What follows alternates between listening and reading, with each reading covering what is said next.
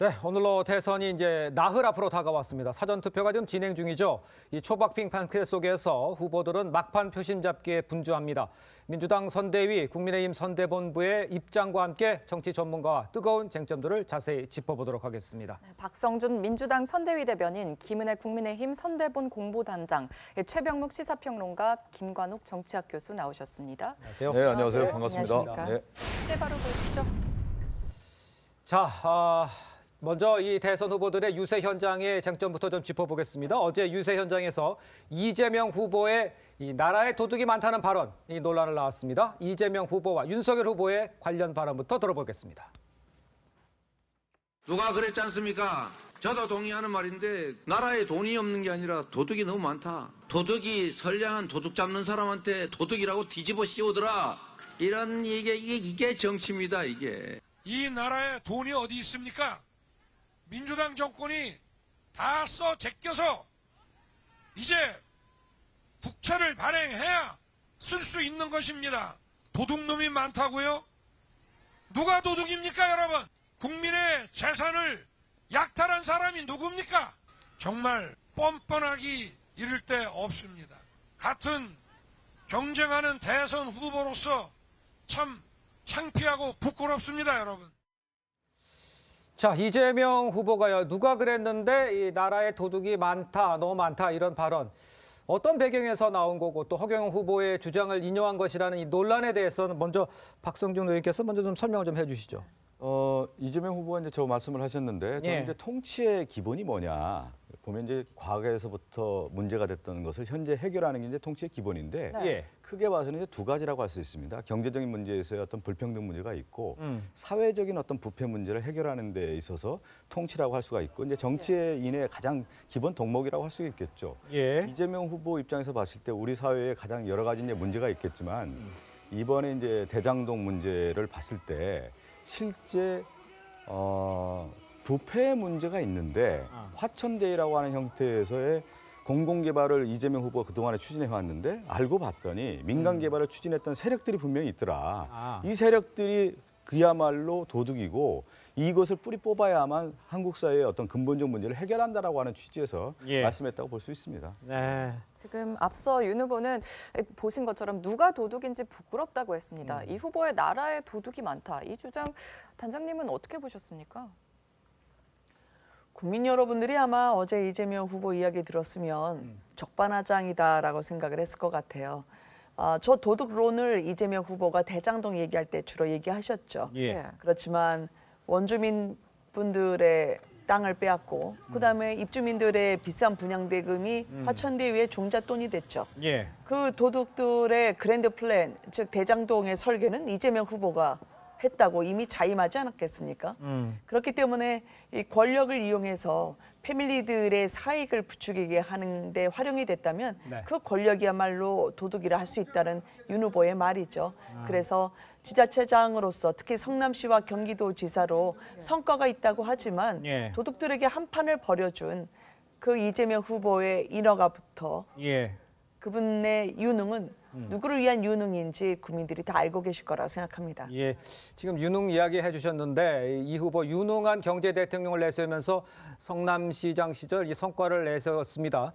이 부분에 대해서는 우리 최병묵 위원장 평론가님 어떻게 생각하십니까? 뭐 잘 아시다시피 성남시장과 경기도지사를 그 이재명 후보가 했잖아요. 그러면서 이제 거기에서 이 실적이 유능하다라고 본인은 이제 주장하고 있지만 그거는 뭐 본인 주장이고 과연 유권자들이 그 두 공직을 거치는 동안에 이재명 후보가 얼마나 유능한 모습을 보였는가 하는 거는 뭐 대장동 문제를 비롯해서 그다음에 경기도에 와서는 또 최근까지 논란이 된 부인 김혜경 씨의 법인카드 유용, 그건 공금 횡령이거든요. 뭐 그런 부분뿐만 아니고 생활비의 일부분을 결국은 그 이재명 후보가 경기도 법인카드로 충당한 것 아니냐 하는 의혹도 지금 뭐 수사 중이라고는 하지만 그 수사 별로 진척도 되지 않고 있고요. 그런 점을 보면 이미 그 뭐 경기도의 전직 공무원이 폭로했듯이 그 뭐 공금 횡령 부분은 뭐 거의 확실시 돼가는 분위기 아니겠습니까? 그렇다면 지금 뭐 윤석열 후보가 어떤 식으로 공격을 하느냐 하는 거와 별개의 문제로 객관적인 사실로 볼 때 과연 그 이재명 후보가 성남시장과 경기도지사 시절에 정말 유능했는가? 정말 거기에서 돈을 빼간 것들이 지금 하나둘씩 드러나고 있는데 그걸 우리 국민들한테 자 내가 유능했노라 이렇게 얘기를 할 수 있을 것인가? 거기에 우리 국민들 중에 몇 %가 과연 동의할 것인가 하는 부분을 저는 따져봐야 된다고 생각합니다. 김 교수님. 이재명 후보가 얘기하는 건 두 가지 측면이라고 보는데요. 네. 그러니까 행정을 담당을 함으로 해서 사실상 예산을 어떻게 잘 쓰느냐의 어떤 능력 이런 부분이 하나 있는 것이고 또 부정부패를 없애야 된다는 또 한 측면에서 같이 얘기를 한 것 같아요. 네.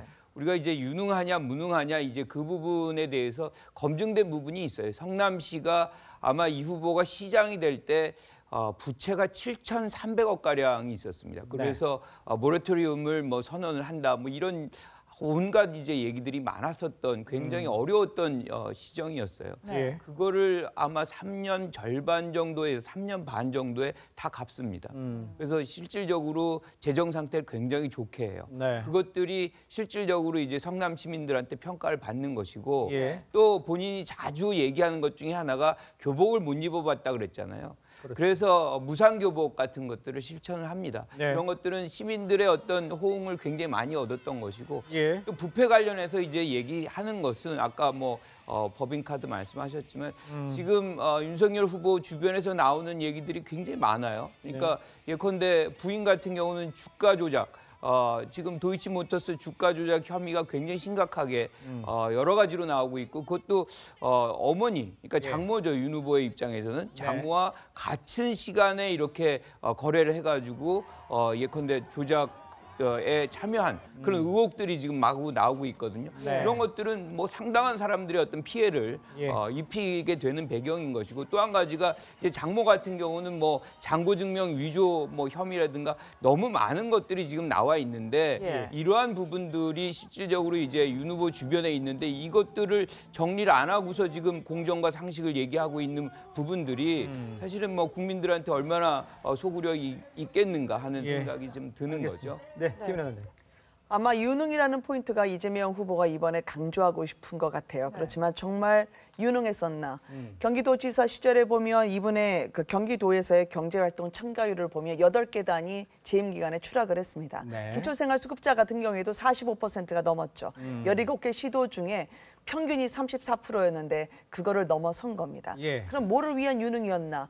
그러면 나를 위한 법인카드, 초밥과 쇠고기, 부인의 문제가 아니라 이재명 후보의 문제라는 거죠. 왜냐하면 국민이 부여한 권력을 자신들을 위해서 쓴 거 아니냐. 국민의 돈도 내 돈, 내 돈도 내 돈이라면 과연 우리가 뽑아야 할 도덕적인 후보가 누구인지 국민들을 물어볼 겁니다. 참고로 성남시 모니터링은 이재명 후보가 이미 2017년에 정치적 쇼가 아닐 수 없다라고 해서 정상적 의미의 모라토리움이 아니었음을 인정한 바가 있습니다. 근데 이제 뭐 김은혜 의원님이 여러 말씀을 해주셨는데 우리가 이제 선거라고 하는 민주주의 제도가 있지 않습니까?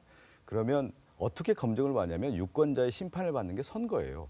성남시장 2번 하고 경기도지사 선거를 통해서 유능했기 때문에 성남시장도 되는 거고 경기지사가 되고 그다음에 민주당의 후보가 되는 겁니다. 윤석열 후보가 어떤 심판을 받고 어떤 검증을 받았습니까? 어떤 행정력을 집행했습니까? 그거에 대한 부분에 대한 것은 비교가 안 되는 거고요. 가장 중요한 것은 윤석열 후보가 그러면 공정과 상식을 내세웠는데 공정과 상식의 삶을 살았느냐. 부인이 이렇게 비리의 의혹이 연루가 돼 있고 또 하나 이제 장모의 비리의 연루가 의혹이 돼 있는데 검사 출신 아니겠습니까? 중앙지검장과 검찰총장 했던데 오히려 검사의 직분을 가지고 자기의 가족들 비리를 보호한 거, 옹호한 거 아니겠느냐라고 하는 의혹이 있지 않습니까? 또 하나가 있다고 하면은 부동시 관련된 문제도 지금 계속 불거져 나오고 있단 말이죠. 군대를 갔다 왔느냐에 대한 의혹인데 명백백백하게 자신이 있다고 하면 그 결과에 대한 것을 윤석열 후보가 공개하면 되지 않겠습니까? 검사 받아서 여러 의혹이 있는데 그 부분에 대한 것을 지적해야 되는 것이죠. 자, 지금 주제를 다른 주제를 계속해서 답을 안 할 수가 없으실 것 같은데요. 자, 그 이재명 후보 12년 넘게 정치하셨죠. 그런데 왜 그에 맞서서 정치 영선에 정치 신인을 국민이 불러들였을까요? 그럼 부패하고 무능한 정치권 싹 다 갈아엎으라는 거죠. 부동시는요. 그거 숟가락으로 시력을 하는 거 아닙니다. 그 시력으로 부동시였으면 몇십만 장변이 부동시였죠. 그거 굴절률로 안약에 시약처럼 넣어서 한다는 그 과학적인 검증. 이미 최강욱 의원이 당시에 검찰총장 인사청문회 때 검증한 겁니다. 그러면 최강욱 의원한테 여쭤보시죠. 민주당이 이 최근에 열세를 자인하는 건 알겠는데 많이 무리하시는 것 같습니다. 네, 교수님. 부동시 문제는 굉장히 민감한 거예요. 그러니까 군을 어떻게 해서 이제 면제를 받았느냐의 문제인데 2030의 젊은이들은 이 부분에 굉장히 아마 관심을 보일 겁니다. 네. 0.7의 차이가 82년도에 그 양쪽의 눈 차이였어요. 이게 94년도에는 차이가 0.2로 줄어들어요. 그리고 2002년에는 0.3으로 줄어듭니다. 예. 그러니까 나빠진 이 눈이 갑자기 좋아진다는 거는 거의 대부분의 사람들은 경험하지 못한 거거든요. 네. 지금 이 부분에 대해서 많은 분들이 의혹을 갖고 있는데 지금 민주당에서도 이걸 제기하고 있잖아요. 네. 그렇다 그러면 이건 간단한 테스트입니다. 지금이라도 당장에 안과 가가지고 그걸 확인해주면 지금 이 주장을 제기하고 있는 민주당 굉장히 무색해지잖아요. 예. 그리고 의혹 제기가 잘못됐다는 것을 인정받는 것이고 예. 그러하니 지금 윤 후보는 이런 얘기를 받고 있지 말고 차라리 지금 안과 가서 지금 검사를 해버리면 가장 간단한 방법이다 이렇게 생각합니다. 네, 근데 그 사실은 윤석열 후보를 검찰총장으로 임명한 사람이 문재인 정부죠. 문재인 정부에서 다 검증을 했습니다. 만약에 문재인 정부에서 저런 그 병역 기피 의혹이 있는 사람을 서울중앙지검장에 발탁하고 검찰총장으로 임명을 했다면 그렇다면 그건 문재인 정부의 책임이 정말 크고요. 예. 그다음에 저 모든 자료를 청와대가 다 갖고 있고요. 그 뭐 잘 아시다시피 예. 조국 당시 민정수석이 저 검증 책임자였습니다. 또 하나 자꾸 뭐 지금이라도 검사를 하라고 그러는데 이 부동시 문제를 민주당에서 제기한 게 이번 대선에서 처음이 아닙니다. 그렇죠? 그때 이미 다 해결이 됐고 예. 그다음에 병사용 진단서는 일반 진단서하고 다르다는 건 온 국민이 다 알아요. 훨씬 더 엄격합니다. 병사용 진단서가. 그다음에 검찰총장 청문회 끝나고 나서 분당 서울대병원하고 다 가서 그 검사해서 제출을 했어요. 예. 이제 뭘 또 어떻게 하라는 거죠? 그거는 민주당 측이 그동안의 부동시 문제에 대해서 제기하고 그 해결 과정 그 부분 아니면 청와대의 검증 을 어떻게 했는지 한번 물어보면 백일하에 드러날 일이다. 지금 와서 재탕, 삼탕 그거 가지고서 별 효과 없을 것이다 이렇게 생각합니다. 재탕 삼탕의 문제가 아니에요. 이건 왜 중요하냐면 국민으로서 가장 해야 될 의무가 뭐냐면 소명이냐면 국방의 의무를 다했느냐예요. 그 부분에 대한 어떤 검증인 거고 또 하나는 검찰총장의 인사청문회 문제하고 대통령 후보로서의 이 부동시 문제를 검증하는 것은 차원이 다른 문제입니다. 공적 업무를 담당했느냐에 대한 어떤 인사청문회 절차에서 그런 문제가 불거져서 소명을 했다고 할 수 있을지언정 대통령 후보가 된다라는 것은 국가 통수권자로서 국군의 통수권자로서의 그 일을 할 수 있느냐에 대한 문제를 거론하는 거기 때문에 검증하는 거기 때문에 당연히 후보로서 이 문제에 대해서 내가 부동시 문제가 없다라고 하는 것을 검사에서 그 결과를 내놓으면 되는 거지 왜 안 하는 겁니까? 저는 이해가 안 됩니다. 자, 이 부동시 문제는요. 문제가 있었다는 지적도 있었고 반박도 있었는데 지금 상태에서는 어떻게 뭐 결론을 낼 수 있는 상황은 아닌 것 같습니다. 저희가 준비한 주제들이 많으니까 좀 이동을 좀 해보도록 하겠습니다. 대선 후보들 행보를 좀 알아보겠습니다. 오늘 안철수 국민의당 대표가 경기도 이천에서 처음으로 윤 후보 지원 유세에 나섭니다. 단장님, 오늘 어떤 메시지를 전하게 될까요? 안철수 후보가 지난 10년 넘게 삼지대를 지지해왔던 그 지지자분들에게 설득하는 과정을 그동안 거쳤죠. 아마 저희 단일화 과정에서의 그런 아픔이나 또 그분들을 다독이는 그런 시간을 가졌을 걸로 생각이 됩니다. 근데 이제는 정권 교체라고 하는 그런 기차가 기차역에 도착하기 위해서는 더 이상 미룰 수 없다 생각하셨던 것 같고요. 그래서 더 감사하게 느낍니다. 오늘 이제 두 군데에서 합동 유세를 하시게 되는데요. 아마 그동안에 안철수 후보가 견지해왔던 중도 그리고 합리적인 유권자들의 목소리를 반영하면서 아마 저희가 국민 통합정부로서 국민에게 전해드리는 그런 보다 나은 미래에 대한 비전을 보여주시지 않을까 생각합니다. 박성준 의원님, 지금 안철수 대표도 이제 같이 이제 유세란 처음 이제 시작을 하게 되는 거 같지 않습니까? 민주당의 입장에서는 이런 상황을 보면 어떤 대비 같은 게 준비가 돼 있습니까? 보통 이제 안철수 후보의 지지층을 이제 분석할 때 이제 중도층이라고 하지 않습니까? 이제 수인보터에 있는 분들이 많이 지지를 하는데 마지막까지 그래도 안철수 후보를 지지했던 가장 결정적인 이유는 뭐냐면 그동안의 기존의 정치 문법을 따르지 않고 신뢰와 기득권 타파 정치라든가 제3의 정당이라든가 이런 정치를 통해서 어떤 새로운 정치를 꿈꿨던 안철수였기 때문에 많은 분들이 지지를 했습니다. 그런데 우리가 이제 정치라고 했을 경우에 어떤 일을 할 때 새로운 일을 했을 때는 그 명분이 있어야 되는데 안철수가 걸어왔던 길과 이번에 이제 윤석열 후보의 지지하는 모습을 볼 때 전혀 다른 모습이었다는 것이죠.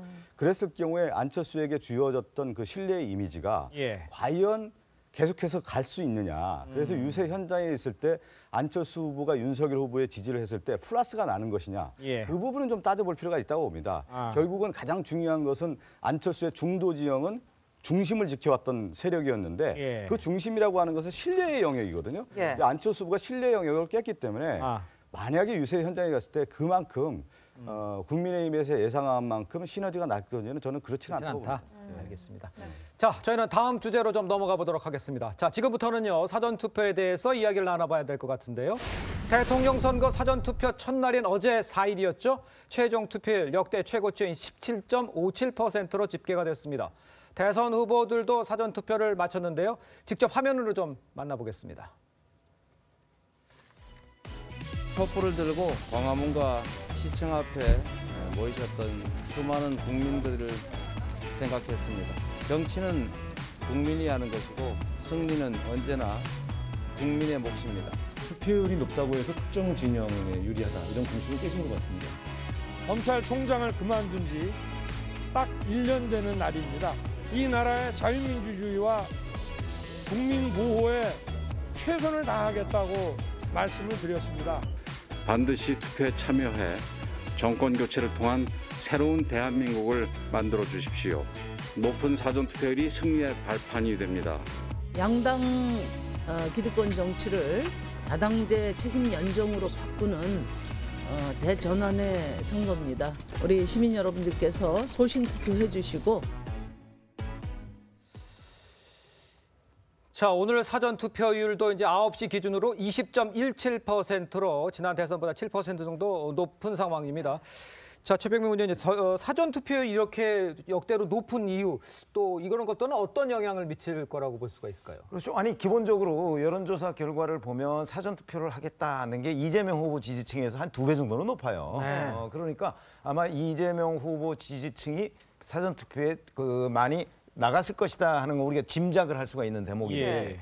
이번에는 윤석열 후보 측에서도 사전투표를 많이 해달라고 했거든요. 네. 그러니까 이제 사실은 3월 9일 본투표 하루에 하는 것보다 4일도 투표하고 5일도 투표하고 또 9일도 투표하면은 기회가 3번으로 늘어나는 거잖아요. 그렇죠. 그래서 예. 국민의힘 이제 지지층 일각에서는 이 투표 문제에 관해서 혹시 부정 문제가 있는 것 아니냐 하는 이제 의문을 가지고 있었는데 윤석열 후보 측, 국민의힘 측에서도 예. 그 부분에 대한 의문을 씻어주고 뭐 CCTV도 설치하고 선거법도 개정했다 이러면서 예. 사전투표를 독려하고 나섰기 때문에 네. 아마 기존의 그 이재명 후보 지지층 못지않게 예. 윤석열 후보 지지자들도 사전투표장으로 많이 가지 않았을까. 그것이 사전투표를 지난 5년 전에 대선보다 지금 뭐 거의 7, 8%포인트 정도 더 높잖아요. 그러니까요. 12시 기준으로 25.19%라고 하니까 네네. 이 정도면은 거의 7, 8%는 높은 지난 그 대선 때가 26.06%인가 뭐 제가 그렇게 기억하는데 네. 그렇게 따지면 이번에는 30%가 넘는 것 아니냐 이렇게 예측을 할 수가 있겠습니다. 예. 지역별로도 따져보면요. 특히 전남의 사전투표율이 28.11%로 가장 높았고요. 전북과 광주가 그 뒤를 이었습니다. 사전투표 열기가 뜨거운 이 호남 민심은 또 어떻게 해석할 수 있을까요? 원래 전통적으로 호남 유권자들이 투표를 빨리 하는 그런 경향성이 있어요. 네. 뭐 마찬가지로 경상도 지역이 투표를 뭐 이렇게 이르게 하지는 않지만 투표율을 나중에 보면 거의 균형점으로 찾아갑니다. 그래서 예. 뭐 그게 중요한 어떤 의미를 갖는다고 보지는 않고요. 지금 왜 높으냐라고 하면 지금 사실 초박빙 상황이잖아요. 네. 그러다 보니까 이제 양 후보를 두고 진영이 총 결집하는 그런 양상이 네. 사전 투표율에 어떤 재고를 가져온 것 같다. 뭐 이런 생각을 할 수 있는데 거기다 추가적으로 하나 요인이 또 발생한 것 같아요. 그러니까 안철수 전 후보하고 윤석열 후보의 어떤 단일화, 예. 이 단일화가 굉장히 야합적 성격을 띠게 됩니다. 네.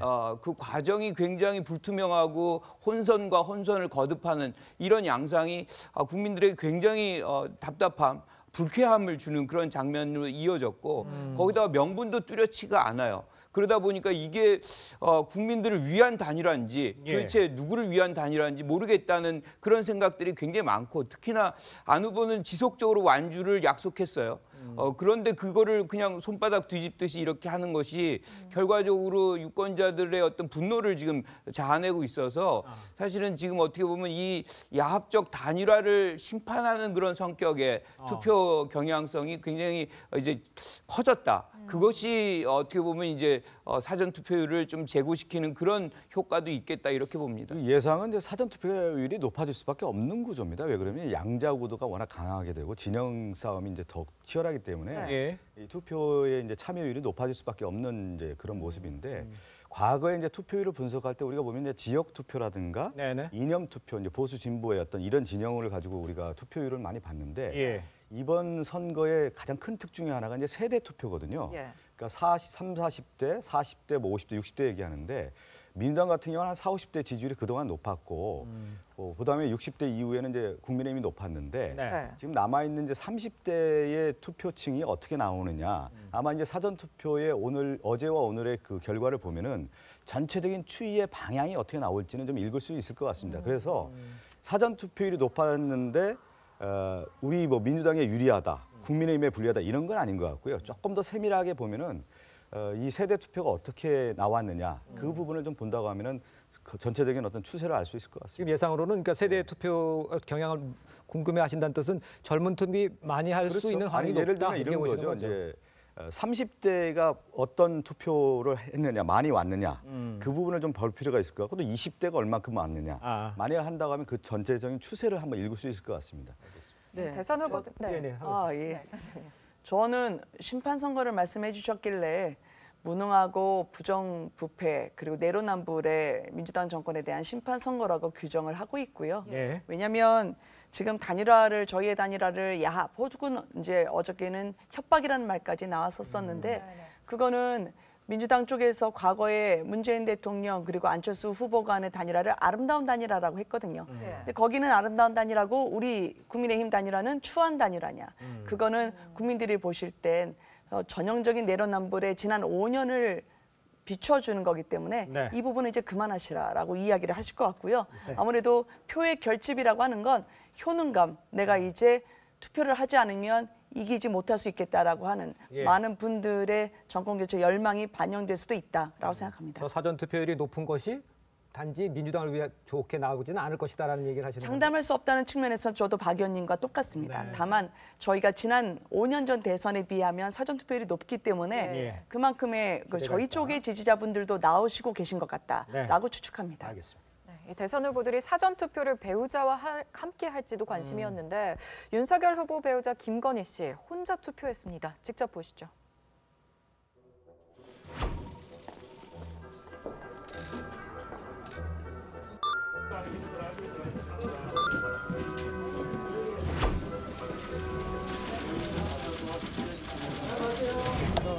소감 한마디 부탁드릴게요. 고생 많으십니다. 자, 김은혜 의원님께 질문을 드려야 할 것 같은데 저 빨간색이 의미가 있다라고 분석한 분들이 있는데 저 어떤 의미고 또 앞으로 윤석열 후보하고 같이 뭐 이렇게 유세 나올 가능성은 있습니까? 자연스럽게 훅 들어갔죠. 근데 이제 아마 선거운동이 지금 거의 막바지이기 때문에 아직까지는 공식적인 그런 캠페인에 합류하실 수 있는 계획은 저희가 확정돼 있지는 않습니다. 그렇습니까? 다만 이제 김혜경 여사 모습을 보고 싶었는데 못 봤죠. 그리고 당연히 그 후보 부인으로서 행사해야 되는 그런 투표권을 국민 여러분들께 제공했다는 점에서 저희가 해야 할 의무를 다한 것 같습니다. 김 의원님 말씀대로 이재명 후보 배우자 김혜경 씨의 행보는 좀 드러나지 않고 있습니다.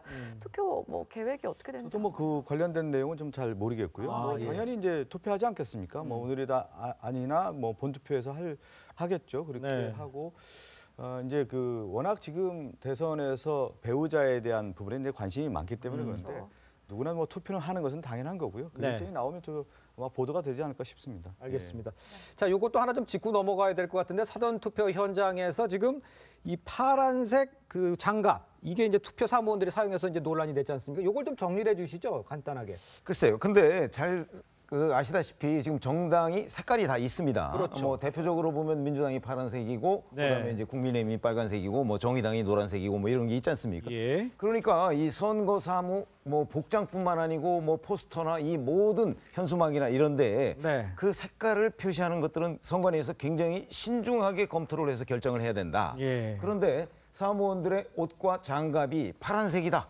이러면 일단 연상되는 게 민주당 아니겠습니까? 선관위가 그렇지 않아도 여러 가지 민주당 편향성을 보이고 있다는 네. 그런 지적을 많이 받아왔는데 거기다가 저런 것까지 하니까 또 다른 의심을 사게 되는 것이다. 뭐 다행스럽게 선관위가 저 그 파란색 그 도구들을 사용하지 말라고 이제 뒤늦게 지시를 했습니다만 네. 아쉬운 것은 그런 지적이 나오기 전에 선관위가 보다 신중하게 그 색깔 선택을 왜 하지 못했을까?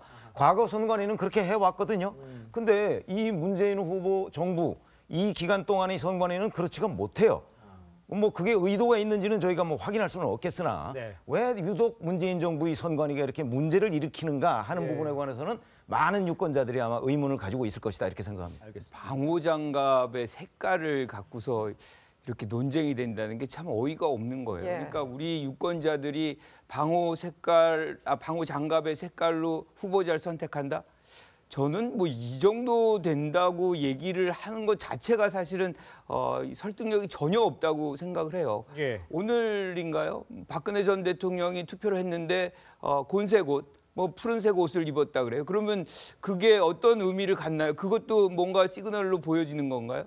이거를 너무 확대 해석하지 말아야 된다고 생각하고 지금 저 장갑도 우리 세금으로 다 들어간 거거든요. 예. 저 폐기하면 또 그만큼의 돈이 더 들어가는 것인데 예. 그거 갖고서 이렇게 논란을 만드는 것 자체가 참 좀 안타깝다 이런 생각 근데 듭니다. 선관위에서 그걸 받아들여서 바꾸기로 했다는 뜻은 의미가 있는 거 아니 그러니까 아닙니까? 뭐 문제 제기하니까 문제 제기 그거 피곤하니까 하는 거지만 예. 사실은 저런 것까지를 갖고서 우리 국민들이 그러면 색깔 보고 저거 장갑 색깔 보고 투표합니까? 알겠습니다. 자, 다음 주제로 좀 넘어가 보도록 하겠습니다. 대선 막판 최대 변수 윤석열 후보와 안철수 대표의 단일화였죠. 양측 선대위에서는 이 단일화에 대해서 어떻게 생각하는지 저희가 이제 한 줄 평으로 미리 부탁을 드렸습니다. 자, 좀 어떻게 되는지 확인을 좀 해보도록 하겠습니다. 네, 먼저 민주당 박성준 대변인의 한 줄 평 들어보겠습니다. 네. 박 대변인은 보여주시죠. 그들만의 생존 전략이라고 했습니다. 그들만의 여기에 좀 방점을 두시는 것 같아요. 예, 그렇죠. 보통 이제 역사 한국 정치사를 좀 살펴보면 예. DJP 사례를 우리가 얘기를 많이 하는데 그 당시 IMF 이후에 김대중 전 대통령과 김종필 자민련 총재가 당시 이제 DJP 연합을 했는데 예. 97년 11월 3일 날 발표를 할 때 언론 브리핑을 다 했습니다. 네. 어떻게 하냐면 내각제를 기반으로 해서 공동정부를 어떻게 구성하고 그 당시에는 이제 통합이라고 하는 정당 통합이 아니라 네. 연합이었던 것이죠. 각 당의 유상을 확고히 하면서 어떻게 운영하겠다라고 하는 청사진과 미래에 대한 기획들을 다 보여줬습니다. 그렇기 예. 때문에 DJP 연합이라고 하는 것이 선진 사례라고 할 수가 있는 건데 제가 볼 때는 윤석열 후보도 그렇고 안철수 후보도 이제 선거 임박해서 상당히 내몰려서 했다라는 어떤 그런 느낌을 받아요. 네. 그러니까 국민을 바라보고 연합을 하든 통합을 하든 합당을 하든 이렇게 가야 되는 건데 예. 자신들의 어떤 생존 전략이라 할까요? 결국 이제 윤석열 후보가 지지율이 높았을 때는 안철수 후보를 파트너로 인정하지 않다가 예. 초박빙의 어떤 게임으로 가니까 이 부분에 대해서 상당히 어떻게 보면 좀 놀란 거 아닌가 그런 생각이 좀 들고 안철수 후보도 결국에는 자기의 어떤 정책 생명을 연장하기 위해서 이 선택을 하지 않았나. 예. 그렇기 때문에 국민을 바라보는 것이 아니라 자신들의 게임의 룰에 의해서만 정리한 어떤 생존 전략 차원에서 나온 것이다 이렇게 보고 있습니다. 그 최병묵 위원께서 생존 전략이라는 평에 대해서는 어떤 느낌인지 말씀을 좀 해주시죠. 아니 뭐 그런 측면이 없지 않겠죠. 그러나 그들의 생존 전략이 결국 표에 도움이 된다. 그거는 이제 DJP 단일화뿐만 아니고 2002년 노무현 정몽준 사실 그 두 후보 간의 어떤 정체성이라는 것은 이 겹치는 부분이 거의 없습니다. 잘 아시다시피 노무현 후보야말로 재벌 타파 뭐 외치지 않았습니까? 그런데 재벌 후보와 그 연대를 한다? 이 자체가 말이 안 됐지만 그럼에도 불구하고 바로 그 단일화가 있고 나서 노무현 후보에 대한 지지율이 폭등을 했거든요. 그런 경험을 우리가 본다면 뭐 생존 전략이라는 거야 민주당에서 그렇게 얘기를 하고 싶을지는 모르겠으나 실질적으로 이 단일화가 가지고 나오는 파괴력 이거는 역사적으로 굉장히 많은 증명이 된 그런 선거 전략이다 이렇게 봅니다. 알겠습니다. 그 단일화 관련해서 좀 뭐 역사적으로 증명됐다고 하는데 그렇지가 않습니다. 왜 그러냐면 지금 DJ 피연합 같은 경우 성공 사례라고 할 수가 있는데 노무현 전 대통령과 정몽준 후보의 단일화는 그 선거 임박해서 이제 파기가 됐단 말이죠. 근데 그 안 됐는데도 노무현 전 대통령이 이제 승리한 결과인 거고 2012년 같은 경우는 문재인 후보와 안철수 후보가 단일화를 했지만 그 당시 정권 심판론이 상당히 높았는 분위기에서도 문재인 후보가 실패한 그런 사례란 말이에요. 그러니까 단일화라고 했을 경우에 했다라고 해서 승리의 등식은 성립되지 않는다. 한국 정치에서는 그게 드러나는 겁니다. 그래서 지금 최병묵 위원님이 얘기했지만 단일화가 획기적인 어떤 큰 전환이 되는 것이 아니다라는 것이죠. 어떤 경우에 이제 승부수를 띄웠을 때 이 승부수가 비상의 날개라고 될 수도 있지만 오히려 날개가 꺾여서 추락이 될 수도 있는 겁니다. 그래서 이 단일화의 이 시점을 갔을 때 오히려 이제 국민이 바라봤을 때 제가 그 얘기를 표현하지 않았습니까? 국민을 위한 단일화가 아니라 이건 그들만의 단일화이기 때문에 만약에 유권자들의 판단이 지금 이 남은 시점에서 어떤 판단을 낼지는 좀 지켜봐야 된다 이런 말씀드립니다. 제가 2002년과 2012년에 다 기자를 하고 있었는데 2002년은요 정몽준 후보가 지지를 철회한 거는 투표날 전날 밤입니다. 그렇죠? 밤인데 노무현 후보가 정몽준 후보 자택까지 가서 대기를 하고 만나려고 했으나 결국 실패했어요. 아마 그런 노력들이 평가를 받아서 결국은 노무현 후보가 당선됐지 그게 뭐 단일화의 효과가 반감돼서가 아니다. 그다음에 2012년에는 단일화를 하기 전까지만 해도 사실은 문재인 후보와 박근혜 후보 사이에 격차가 굉장히 많았습니다. 그것이 급격하게 따라붙었을 뿐만 아니고 그 대선 직전에 한때 문재인 후보가 그 더 높은 결과가 나오게 됐어요. 발표는 안 됐지만 그런 결과를 볼 때 단일화는 이미 역사적으로 증명됐다. 그 효과는 증명됐다. 저는 경험적으로 제가 말씀을 드립니다. 알겠습니다. 김관욱. 과거의 단일화 과정을 우리 지금의 장면에 적용하는 거는 저는 무리가 있다고 생각을 해요. 27일 날 윤 후보가 최종적으로 결렬 선언했어요. 그리고 3월 2일 날, 3월 3일이죠. 새벽에 기습적으로 단일화를 합의한 내용이 흘러나옵니다. 자, 그럼 그 사이에 뭔가가 있었다는 얘기잖아요. 그때는 왜 결렬하고 지금은 다시 이 얘기 그런데 그 사이에 무슨 일이 있었는지 아무도 얘기를 안 해요. 이런 불투명성, 이런 무원칙성 여기에 국민들은 보상하지 않습니다. 여기에 오히려 응징을 하고 이 부분에 대해서 안타깝게 생각하고 답답해하지 이거를 잘했다라고 얘기할 사람들이 없거든요. 특히나 안 후보는 지속적으로 완주를 얘기했고 또 정치개혁을 얘기를 했어요. 그래서 뭐 다당제다, 뭐 이 결선 투표제다 이런 얘기를 계속 해왔는데 이런 얘기들이 사실은 합의 과정 속에서 윤 후보 입에서 나와줘야 되거든요. 그래야지 명분이 살면서 국민들한테 저분들이 왜 단일화를 하는지 이해시킬 수 있을 텐데 그런 얘기 전혀 없고 합의문은 굉장히 추상적으로 나옵니다.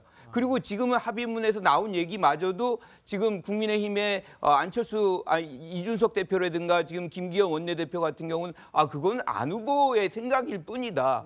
지금 이 부분도 합의가 안 되는 것들로 지금 나오고 있어요. 이렇다라고 하면 그 단일화를 누가 과거의 어떤 단일화와 동일시해서 진짜 좋은 단일화다. 그렇게 생각하겠느냐는 거죠. 알겠습니다. 자, 김은혜 단장님께도 이제 얘기를 할 기회를 드려야 될 것 같은데 국민의힘 김은혜 단장의 단일화에 대한 한 줄 평을 먼저 보겠습니다. 필연이다. 필연이다 얘기를 하셨어요. 예정된 수순을 밟은 것이고 뭐 충분히 예상했던 거다 뭐 이런 겁니까? 아니면 반드시 이루어질 수 있었던 것이다 뭐 이렇게 생각을 하시는 겁니까? 국민의 뜻을 거스르면 안 된다는 거죠. 보통 우리가 이제 드라마 같은 또 운명 같은 필연을 얘기하곤 합니다. 결혼하고도 또 비슷한데요. 그런 면에서 보면 윤석열 후보가 검찰총장을 그만둔 게 1년 전 어제였죠. 그러니까 그때부터 일관되게 국민의 명령이 있었습니다. 정권 교체를 하라는 여론이 항상 과반을 넘었죠. 그런 면에서 보면 두 후보가 국민의 뜻에 부응하기 위해서는 단일화를 할 수밖에 없었던 것 같습니다. 그리고 저희가 이제 이뤄져야 할 일이 이뤄진 거고 대의를 거스를 수 없었던 거였는데요. 민주당에서 계속 이제 격렬하게 반응을 하시는 걸 보면 민주당이 확실히 아프셨구나. 그러니까 음모론이 나오는구나. 그래서 제1여당인 공당 입에서 저렇게 이런저런 음모론이 나오는 건 국민 여러분들께서 보실 때는 발등에 불이 떨어진 초조함을 반증하는 거다. 그렇게 생각하실 것 같습니다. 근데 어떤 일을 할 때는 이제 국민들의 눈높이에서 볼 때요. 그 과정을 통해서 예측 가능하고 설명이 돼야 되는 겁니다. 이번 단일화는 그 과정이 빠져 있다라는 거죠. 막판에 그냥 둘이 이제 했다라고 하는 느낌을 받게 되는데 아까 이제 필연이라는 표현을 좀 우리 김은혜 의원님이 쓰셔서 그러는데 예. 역사적으로 볼 때 이제 역사의 만남이라는 것이 결국 이제 우연을 통해서 만나서 이제 필연이 되는 거 아니겠습니까? 그런데 그 만남이라는 것이 어떤 경우는 좋은 인연이 되기도 하지만 악연이 되기도 하는 거예요. 그러니까 이 악연은 왜 되냐면 유권자들이 판단하는 겁니다.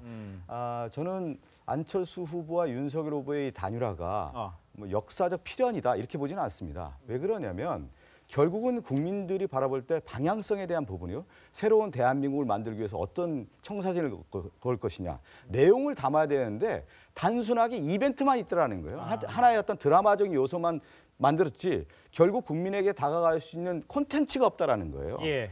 우리 이 단일화를 통해서 우리 대한민국은 어떻게 가겠다라고 하는 내용이 담아야 되는 건데 예를 들면 안철수 후보가 다당제를 얘기했는데 합당했다? 이런 말이 안 되는 거 아니겠습니까? 그러니까 제 얘기는 국민의 눈높이에 맞지 않기 때문에 이것이 과연 필연이 될 수는 없는 것이다 이렇게 보고 있습니다. 단일화 과정이 국민의 눈높이에 맞지 않았다라고 지적을 해요. 그 부분에는 어떻게 그렇죠. 아니 단일화는 여러 가지 방식으로 이룰 수 있어요. 예. 뭐 협상에 의해서 이룰 수도 있고 단판에 의해서 이룰 수도 있고 여론조사 방식으로 할 수도 있고. 네. 근데 여론조사 방식을 안철수 후보가 요구했다가 그 부분이 받아들여지지 않으니까 단판으로 했거든요.